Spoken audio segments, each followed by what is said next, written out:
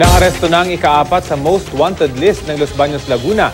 Suspect siya sa ilang kaso ng panggagahasa at pagpatay, kabilang na ang isang 8 taong gulang na bata na pinagpapalupa niya sa ulo.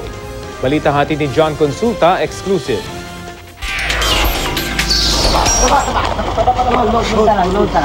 Load.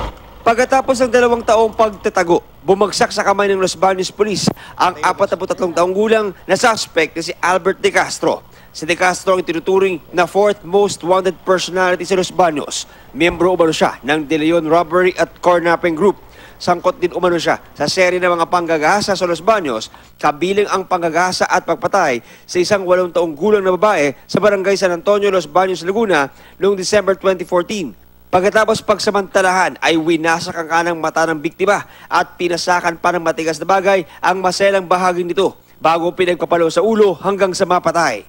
Naging susi sa pagtukoy sa suspect ang nakitang kwintas sa crime scene na ayon sa ibang mga naging biktima ay pag-aari ni De Castro.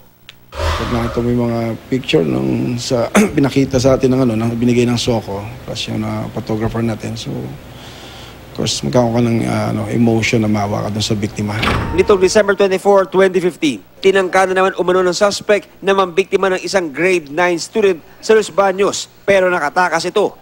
Sa aming panayam sa suspect, mariin niyang itinanggi ang bintak. Ang masasagot ko lang po, hindi po totoo yun. Naharap sa kasong rape with homicide ang suspect at iba pang patong-patong na kaso. Pwede po sila pumunta sa police station dito sa atin sa Los Baños para mapagsampan ng kaso. And mga biktima rin ng robbery dahil may mga case din to ng robbery natin sa pang-hold up. John Consulta, GMA News.